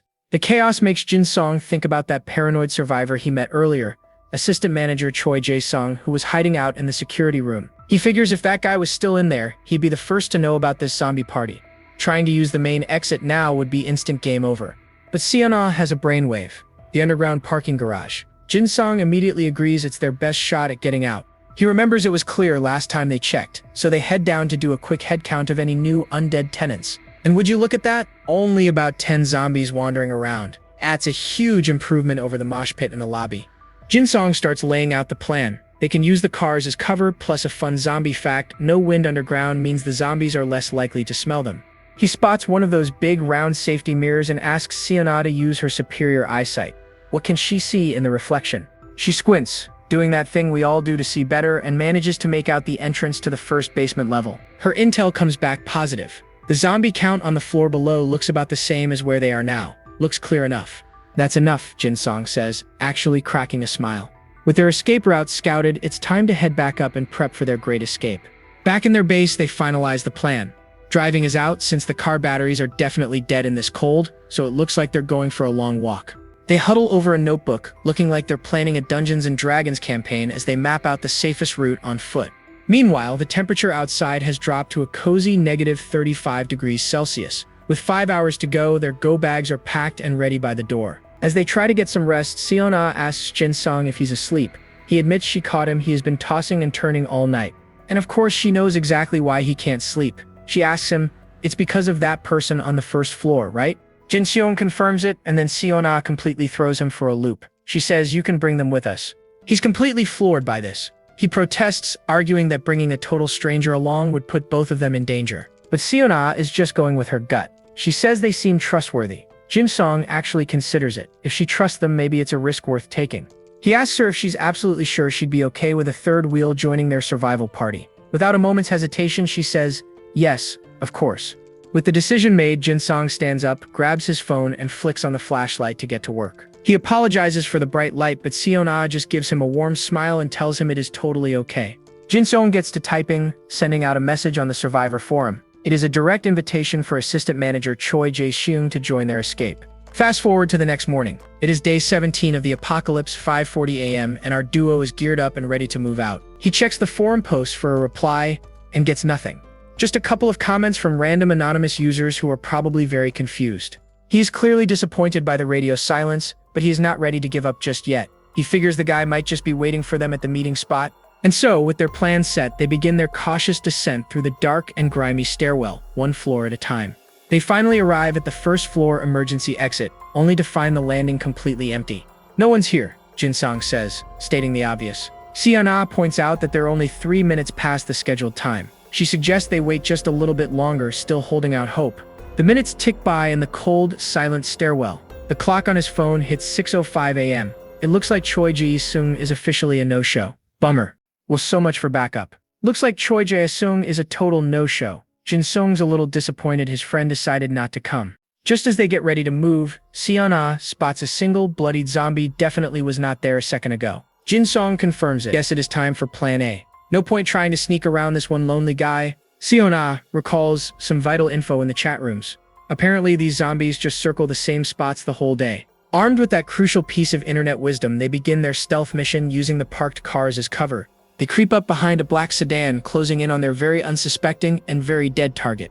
They give each other that silent, determined look. You know the one. It is absolutely go time. Jin Song steps out and deliberately kicks something on the ground. And oh, it works. The zombie turns its head with a creak, locking its dead eyes right on him. It lets out this horrifying shriek and just charges straight ahead. Full steam, no brakes. But our boy Jin Song is not even sweating. He just stands there with this confident smirk like he has done this 1,000 times. Suddenly, from behind, bam! Seona shoves her spear right through its skull. One shot, one kill. A system alert pops up. Seona's kill just earned him a coin. Hey, party loot is still loot, my friend. Teamwork makes the dream work. Jin Seong gives her a big thumbs up, and she actually cracks a little smile. Look at her. She is a natural at this whole apocalypse thing. With that one zombie neutralized, they press on, finally making their way out of the spooky parking garage. They finally see daylight, but their relief lasts for about 2 seconds because it is unbelievably cold outside. Like, seriously freezing. Jinsong knows if they hang around out here, they are going to turn into human popsicles. He grabs her hand and says, "Let's move." Their first destination is Cheonggyecheon, a romantic stroll by the frozen river. How lovely. Seona brings up a classic piece of zombie lore.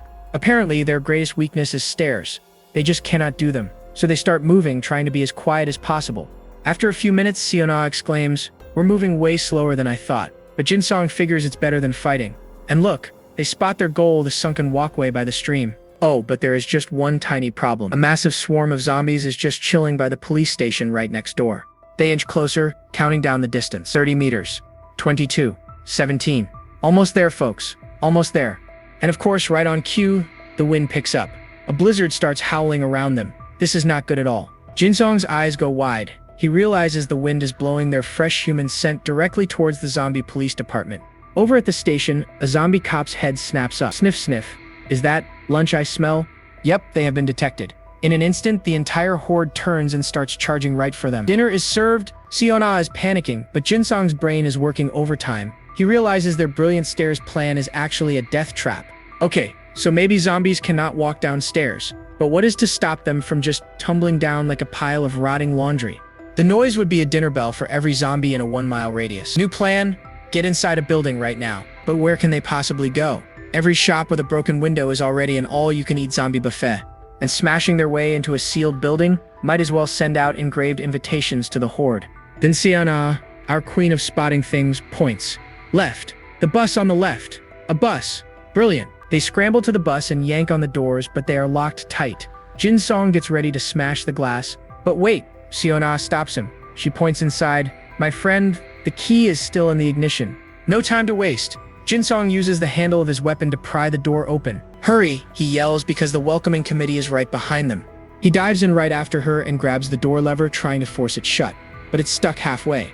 This is bad. At this rate, the zombies are going to break right through it. Jinsong leaps into the driver's seat, desperately fumbling with the controls, but absolutely nothing is happening. He knows that flimsy little door is not going to hold for long.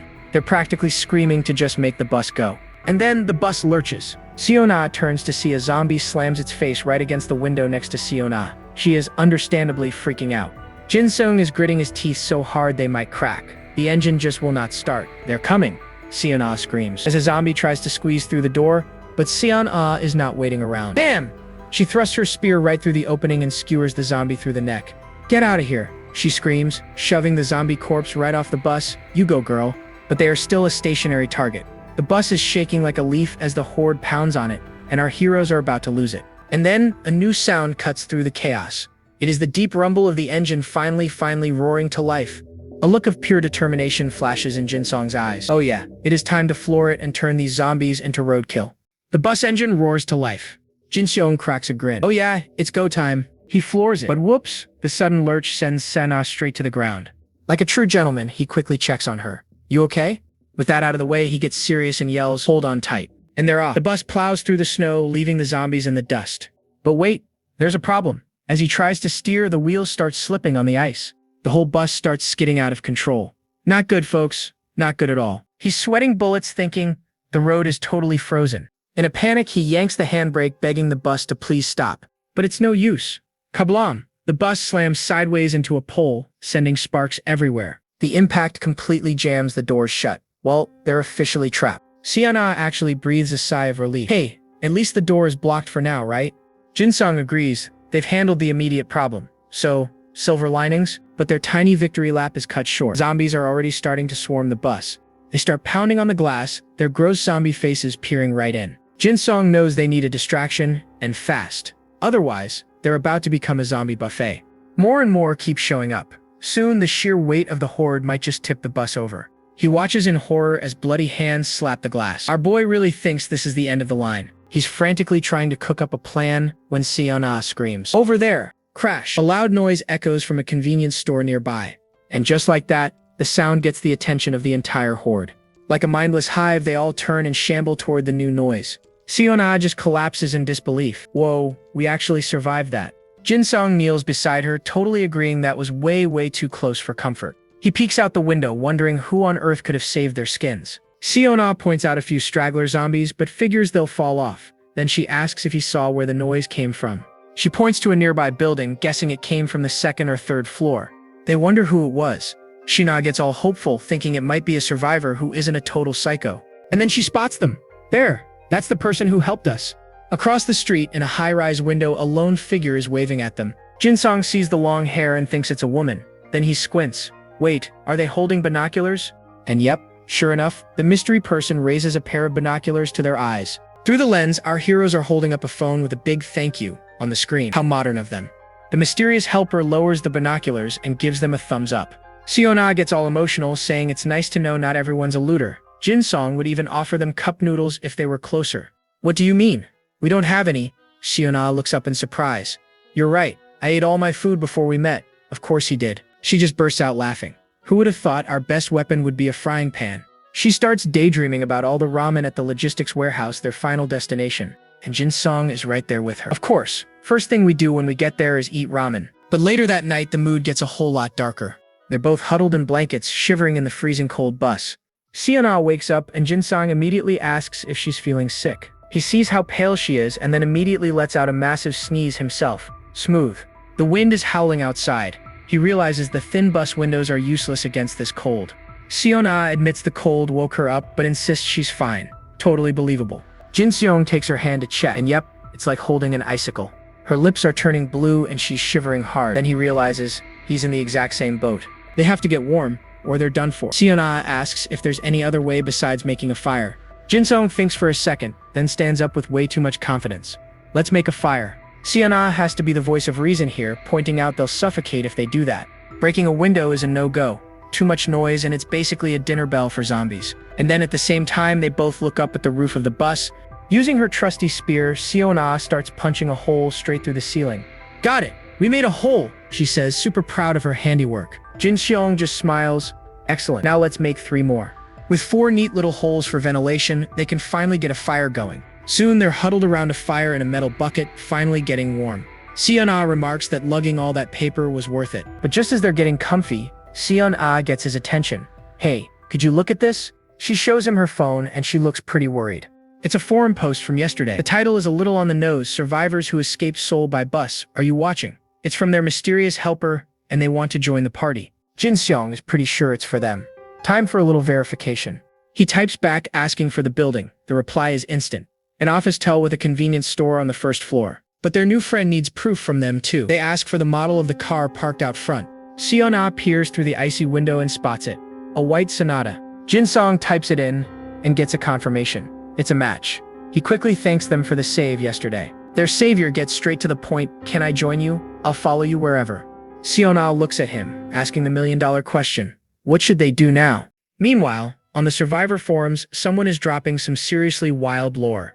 This dude peeks out his window and finds a zombie doing its best Spider-Man impression, just clinging to the wall. So naturally, he does what anyone would do. He panics and lobs the nearest heavy object, a dumbbell, right at its head. Bonk. The guy is completely losing it on the forum. He's like, wait, did the zombies get a parkour update? Is this a new mutant class? Then he gets a closer look and realizes, oh, that's just the rock climbing instructor from next door. And this leads everyone to a terrifying new theory. Zombies might keep their pre-apocalypse skills. They have character classes now, folks.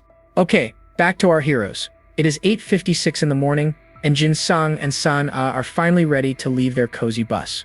As soon as they step outside, Seona brings up that creepy forum post, so she asks, what do you think about these supposed mutants? Jin-sung just shrugs. He's not even surprised. That actually makes perfect sense. He reminds her about what happened back on the 5th floor. Remember how that window was busted out from the explosion? And the light bulb goes off for Jin-sung. So you're saying they did not take the stairs. They climbed up the wall like geckos. They quietly watch as zombies shuffle in front of the building. That other survivor will be arriving soon. Then, at 9 a.m., a woman emerges from the building in a thick, warm coat. Seona is instantly excited. Look, a person. She's totally eyeing that coat though, you can just tell. The jealousy is real. Seona is already planning their friendship. Maybe they can find more winter clothes together, hope for a new party member is strong, and bam, that hope is gone. A zombie bursts from the snow like a land shark and tackles her from behind. It goes right for the neck, and just like that, her nice white jacket is ruined. And you know, her life. All Jin Song and Sion Ah can do is stand there completely frozen in horror. So much for a new friend. The woman's body hits the snow, and the zombie immediately starts its lunch break. It is a brutal sight. Our boy Jin Song looks like he is about to lose his breakfast. He is covering his mouth, trying to hold it together. Even worse, the fresh blood is like a dinner bell. More zombies are now swarming the scene, ready for a taste. He finally realizes they are next on the menu if they stick around. "Let's go," he says, finally snapping out of it. They turn to bail, but Jin Song realizes Sion-ah is still glued to the spot, just staring.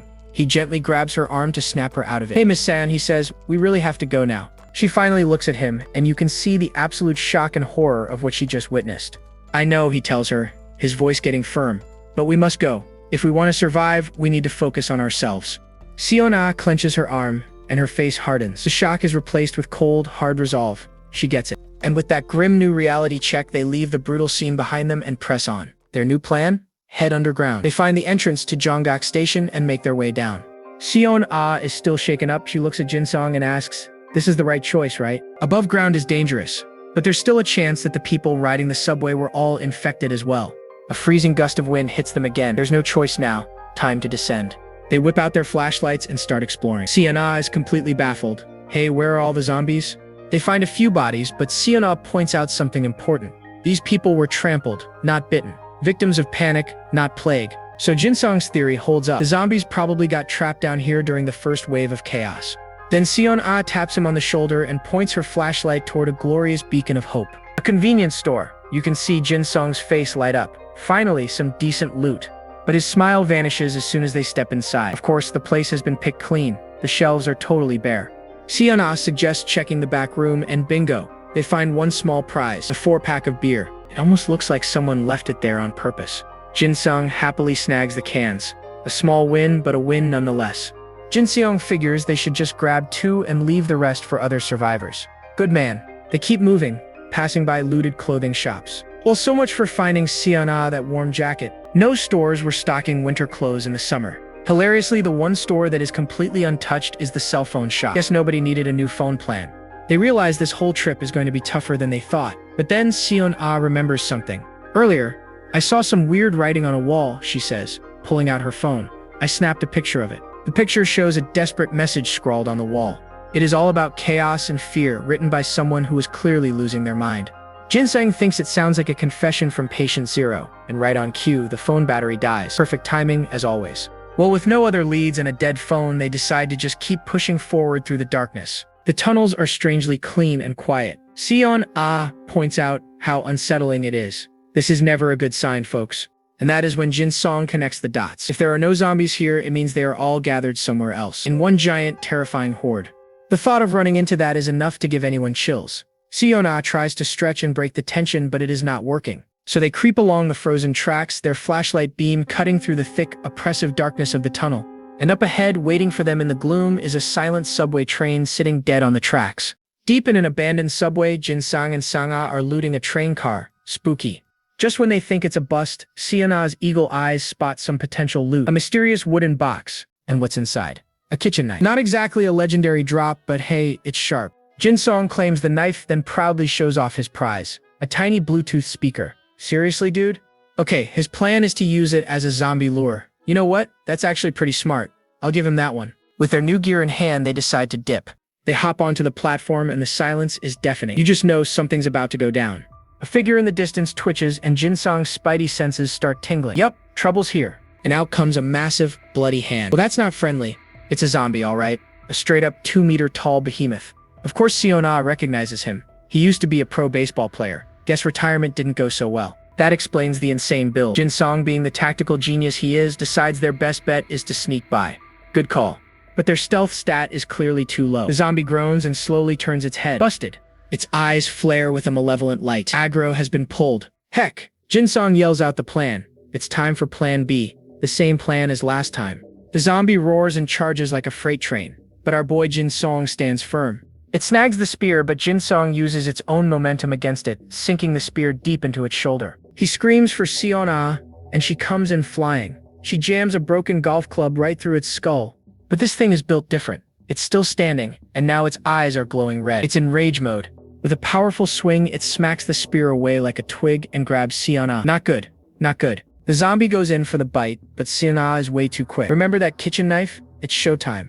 With a battle cry, she plunges the knife straight into its neck. Bam! The giant finally goes down and stops moving. They're just trying to process how strong that thing was. Yin Xiong comforts a shaken Siona. And then Siona has a brilliant idea. It's time to craft, my friends. She suggests attaching the knife to the spear. Jin Song is totally on board. A weapon upgrade. This will give their main spear a serious buff to its piercing stat. And just like that, their upgraded weapon is complete. Siona shows off their beautiful, deadly creation. Now that they've rested and rearmed, it's time to venture deeper into the darkness. Siona complains about the lack of supplies, but Jin Seong just figures another team has already cleared the area. And then, boom! A massive explosion rocks the tunnel up ahead. Jin Seong knows that sound means bad news. He immediately tells Siona to get back. Now, they dive into an empty train car for cover, hearts pounding. He shushes her as they peek out the window, trying to see what caused the chaos. Then they hear it, the unmistakable sound of running. Lots and lots of running. Yep, it's a horde. A massive wave of zombies, probably drawn in by the explosion. It's a party. Siona asks if they should fight them. Jin Song is like, absolutely not. This is not a fight they can win, my friend. The horde just stampedes right past their hiding spot, totally clueless. Jin Song just grips his shiny new spear and watches them go. Smart move, dude. Siona is relieved, but Jin Song warns her not to get comfortable. He's got a bad feeling this is just the opening act. Jin Song is weighing their options, and folks, they are both terrible. Go towards the hungry zombie horde or the mysterious explosion zone. Classic lose-lose scenario. Siona suggests hiding, which sounds smart, right? Wrong. Jin Song immediately shuts that down. That's way too risky. He explains that those zombies that rushed past them were too frenzied to notice, but slower ones might actually be able to smell them. Putting all her chips on him, Siona just says, I'll follow your lead, assistant manager. Still a middle manager, even in apocalypse. Feeling all that pressure, our boy makes the big call. They're going back the way they came, and they're going now. With a quick yes, they turn tail and start sprinting. Full-on cardio mode has been activated. Around them, the slow-moving fan club continues its leisurely, flesh-eating stroll forward. Jin Sung pushes on, thinking they just need to climb a little more. A little faster. Come on, legs, don't fail him now. Finally hit a landing at section 3 and both just collapse. Finally, a moment to breathe, right? He peeks over the edge and spots the horde patiently waiting at the bottom. His brilliant plan? Just be careful. Famous last words. He reaches down to help Siona up, but hold up, his palms are too sweaty. And their hands slip apart, nerfed by your own sweat. Fantastic. Siona goes tumbling down the tracks, landing in a heap right in front of the welcoming committee. Talk about ringing the dinner bell. She looks up, stunned, with wide, terrified eyes as the horde run towards their next meal. Jin Sung screams her name and tells her to get up as he reaches for her again. He manages to grab her wrist and pull her to safety. But not before a zombie takes a swipe at Siona's shoe. Siona lets out a scream and, get this, kicks another zombie away as Jin Sung yanks her to her feet. You go, girl. The zombies are swarming now, climbing over each other like it's Black Friday, and our heroes are the last TV on the shelf. Jin Seung yells now, and they both make a break for it, climbing up the stairs.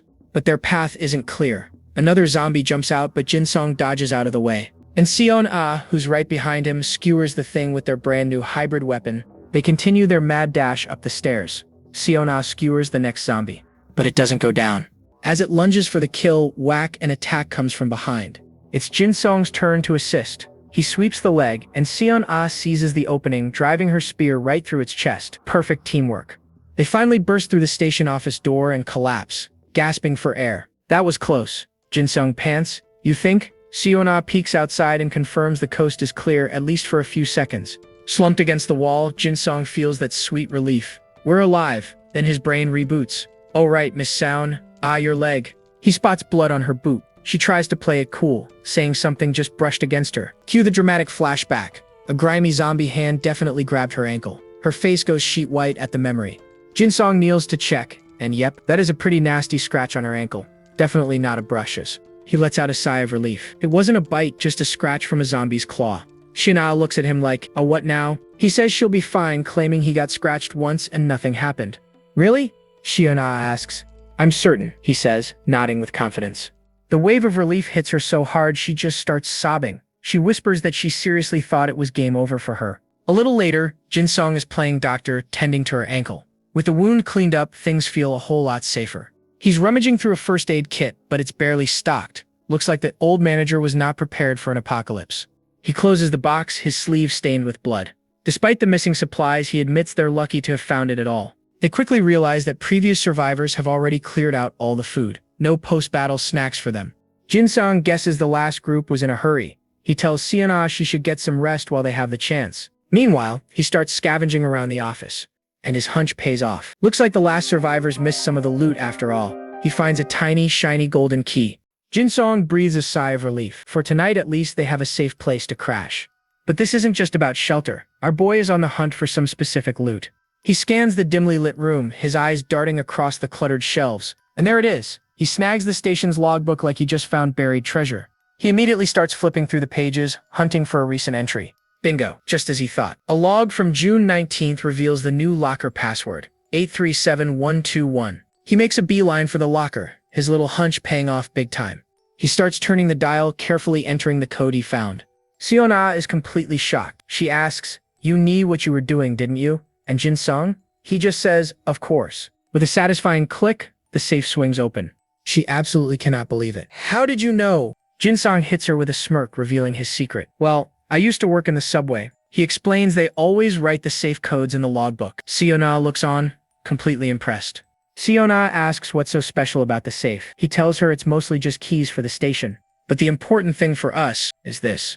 He pulls out a wooden box. Inside is a gleaming gas gun. He explains that subway stations always keep firearms in storage for emergencies. She's confused why a subway needs a gun. He says it's to protect staff from robberies. He offers the gun to her, telling her she should keep it. But Seon-ah refuses. She's never even touched a gun and knows she couldn't use it. Jin-seong just nods. Fair point. He turns to her with another idea. Then Seon-ah, he reveals another item from the safe, a single, glowing key. She asks what it's for, and he hands it right to her. With a hopeful grin, he points to a door. It's marked Station Staff Room. Seon-ah gets excited and tells him to hurry up and open it. The key slides into the lock with a soft click. They exchange an excited glance. They're hoping for supplies or a good place to rest. Seona pushes the door open, revealing the dark room inside. Jin-sung is not impressed. The room is small, even worse than the one in his last job. But then his flashlight beam catches a figure huddled in the corner. They both jump back in shock, instantly raising their weapons. Seona cautiously approaches the person in the corner. She gently lifts the blanket, revealing the man's face. Her breath catches. "Dead," she whispers. Jin-sung checks the body. It wasn't an infection, just starvation. He apologizes to the body, saying they'll need to take his clothes. Later, tucked into the staff room bed, Seon sighs. "This is nice. Let's take the blankets with us when we move." Jin-sung asks if they have room for it. She points out their food is almost gone, so their bags are empty enough to carry them. He tells Seona to get some sleep. She falls asleep almost immediately, but Jin-sung stays awake, planning their next move. They have about 2 days of food left. They must reach the warehouse by then. He pulls up the shop and looks at winter clothes. They cost 3 coins a set. It's getting colder. They're fine underground, but they'll have to go topside eventually. He has enough coins for both of them, but he's hesitant to spend them. He sighs, completely unable to make a decision. He decides to hold off for now and think about it later. But then he notices something new in the shop. This could be a game changer for them. The next morning, the wind howls outside the subway entrance. Jin-sung gently shakes Seon-ah awake. "Wake up, Seon-ah." She groans and stretches, grabbing her bag. It's time to move out. Ready to go, they head out into the dark subway tunnels. But their path is blocked. A large maintenance cart is overturned on the tracks. Jin-sung knows this was no accident. Looks like someone placed this here on purpose. Seon-ah volunteers to check it out, carefully climbing onto the cart. She peeks over the top with a flashlight. Her eyes go wide with pure horror at what she sees. A massive horde of zombies fills the tunnel, feasting on corpses. She drops back down, slamming her hands on the cart in a panic. She tells Jin-sung there are hundreds of them. Jin-sung grits his teeth. "Let's try the other side." They hurry down the platform to find another way through. But Seon-ah points out the obvious. This is the only subway line to their destination. Their only option is to go to the surface, but the wind outside is brutal. Not only that, the wind will carry their scent straight to the zombies unless they find a way to mask it. He points out they can't just take a shower right now. Better go back and check if there was something useful they missed. He watches as Seon-ah walks off to a safe distance. Then he pulls up his window. For just 1 coin, this scanner finds hidden items, but it's a gamble. The scanner is consumed even if he doesn't buy what he finds. It's a chance he has to take. He hits purchase, and poof. A holographic magnifying glass just appears out of thin air. Jin-sung's all like, "Whoa, fancy." He was gonna search for something lame like a candy bar. But then, a galaxy brain idea hits him. What if he could solve this whole zombie thing right now? He points the scanner forward and types in the ultimate cheat code. Search. Vaccine. And the system basically says, "A lol, nope, no results found." At least he didn't waste his coin on a dumb idea. But our guy doesn't give up. He tries zombie vaccine, virus cures, anti-zombie juices. Nope, nope, and nope. Every search is a total bust. He finally slumps over in defeat. Well, it was worth a shot, he says. Then a much more realistic idea pops into his head. He asks the system to search for deodorizer. And bingo, we have a winner. A 90-minute deodorizer for just 1 coin. He's so happy he could cry. Finally, a useful item. But his joy lasts about 2 seconds. Why is it so expensive? He exclaims. He does some quick math. Their trip is about 11 kilometers, a 4-hour walk, so they'll each need 3 of these sprays. Ouch. With a pained look on his face, he buys 6 of them. He's now down to his last meme coin. Talk about being broke. He hands the sprays to Sion-Ah, who's totally shocked. And of course, he lies. Oh, I just found them. Smooth, Jin-song. Real smooth. She's happy about the jackpot find, but a little doubtful. Are you sure this stuff actually works? She asks. Jin-seong puts on his best trust me smile. Only one way to find out. Worst case, they just run for their lives. So they both douse themselves in the stuff, hoping it'll make them invisible to zombie noses. With their gear packed and smelling like fresh linen, they're ready to go. Time for the ultimate test. They step outside, and boom, it's a frozen wasteland. Snow is coming down hard. They start their long walk, moving carefully through the empty snow-covered city. Suddenly, whoosh! A nasty gust of wind hits them right in the face. And that's when Sion-Ah spots it. Her eyes go wide. Look, zombies! A single zombie covered is just a few feet nearby. But it doesn't seem to notice them at all. Jin-song holds his breath. Is this overpriced spray working? Just when they think they're safe, snap. The zombie's head whips around. They both freeze, ready for a fight. But nothing happens. After a super tense stare down, the zombie just turns and walks away. Phew. Sion-Ah is ecstatic. It actually works, she yells. And for the first time in a while, Jin-song feels a little bit of hope. A little later, they pass a gun shop. Sion-Ah points out that it looks totally untouched. Jin-song's thinking one of 2 things. Either it's already empty, or there's a very armed survivor inside. They decide it's not worth the risk. Fighting other people is a big no-no, so they keep moving. Finally, a sign of progress. They see a sign for Suyu Station. They're getting closer, but it's getting dark and they've been walking for hours. Jin-song knows they need to find a place to crash for the night. They decide to split up. Sion-Ah takes the left, Jin-song takes the right. The problem is, almost every building has broken windows. Not exactly cozy in a blizzard. Jin-song peeks into one store and sees a few zombies just chilling inside. Yeah, that's a hard pass. They meet back up, both freezing and with no good news. This is way harder than it looks, folks. Their checklist is simple. No zombies inside and no way for zombies to get in. Simple, right? Then Jin-song spots some stairs leading to an upper floor. What about up there? They creep upstairs, and it looks like it's clear. So far, so good. But there's a problem. The door is locked tight. Sion-Ah is ready to smash it open.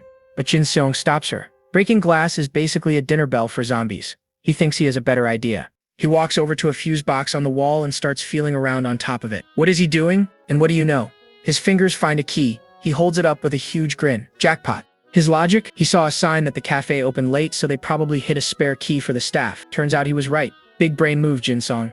The key slides in, turns, and click. The door is open. And inside, they find another jackpot. The storeroom is full of supplies. We're talking flour, eggs, the works.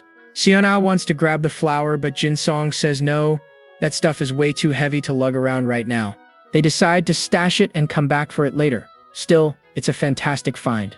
Man, these two are on a roll. They found a safe place, a power bank, and even a watch. Talk about good luck. Jin-song is feeling pretty good about their chances, but Sion-Ah brings him back to reality. They're down to their last 4 chocolate bars. Then she brings up a very good point. What if their destination, the warehouse, is already occupied? Just like that gun shop.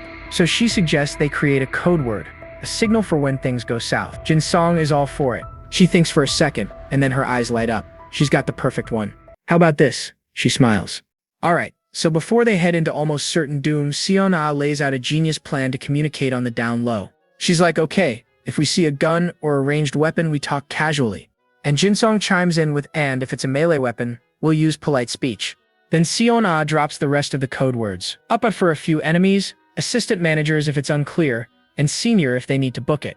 The whole point is to sound like they're having a normal chat so no one gets suspicious. Pretty clever, actually. Jin-song just nods along, probably thinking, yeah, that's way smarter than anything I could come up with. Just when our hero is about to finally catch some Z's, bam, a huge flash of lightning lights up the entire room. They rush to the window, and what do they see? A full-on snowstorm with thunder and lightning. Jinsong's just staring at the snow piling up, realizing their trip tomorrow just got way harder. Seon-ah, the practical one, decides to hit the hay anyway. Can't fight zombies if you're sleepy, so Jinsong is on watch duty, shivering his butt off, trying to stay awake in the cold. Suddenly, the roar of an engine cuts through the silence. He peeks outside and sees a motorcycle tearing through the snow. He's completely baffled. Who in their right mind is out riding a motorcycle in a blizzard at this hour? And then the worst possible thought hits him. That bike is headed towards exactly where they're going. His gut feeling gets worse when he spots movement outside. Oh, it's not just one person, my friend. It's a whole lot of them. Yep, an entire army of zombies is rushing after the motorbike. The noise wakes up Seon-ah. Jinsong explains that the motorcycle basically rang the dinner bell, and now there are hundreds of zombies chasing after it. Our boy starts to panic, realizing their escape route is now a zombie mosh pit. Seon-ah is like, "So, what's the plan now, genius?" He figures the rider either accidentally stumbled into the horde, or, and this is much worse, is leading them on purpose. Seon-ah, ever the realist, reminds him they're low on food. They can't just wait this out. They're too close to their goal to give up now. Then, a light bulb goes off in Jinsong's head. The Survivor forums. He whips out his phone, thanking his lucky stars for that spare battery they looted earlier. Time to scroll the zombie apocalypse Reddit. He scrolls past a bunch of posts about the freaky thunders now, but finds nothing useful at first. But then, he spots it. A post about a huge survivor shelter on Yeongjong Island. Could this be their salvation? Poofed. Nope. A reply pops up warning everyone that it is not a shelter, it is a dang cult. Some people in the comments are skeptical, but the poster is adamant. Nobody gives out free stuff in the apocalypse without a catch. Seon-ah totally agrees. I mean, a fully stocked shelter only 3 weeks in? Yeah, that sounds super suspicious. Jinseong remembers an old colleague was heading that way, but for now they decide to put a pin in the whole cult shelter thing. So he puts the phone down, totally frustrated. No info on the mystery biker either. Looks like it's back to square one. He declares they are sticking to the original plan. They are going for that logistics warehouse. The new strategy? Proceed with caution. If they see a horde or anything too sketchy, they will turn tail and run. They use the last of their zombie repellent spray. This is it, folks. No more safety nets. Luckily, the streets are surprisingly empty, but the fog is so thick you could cut it with a knife. Jinsong glances at his watch. The repellent is about to expire. From now on, it is fight or die time. Just then, Seon-ah spots something through the blizzard. Over there, I see it.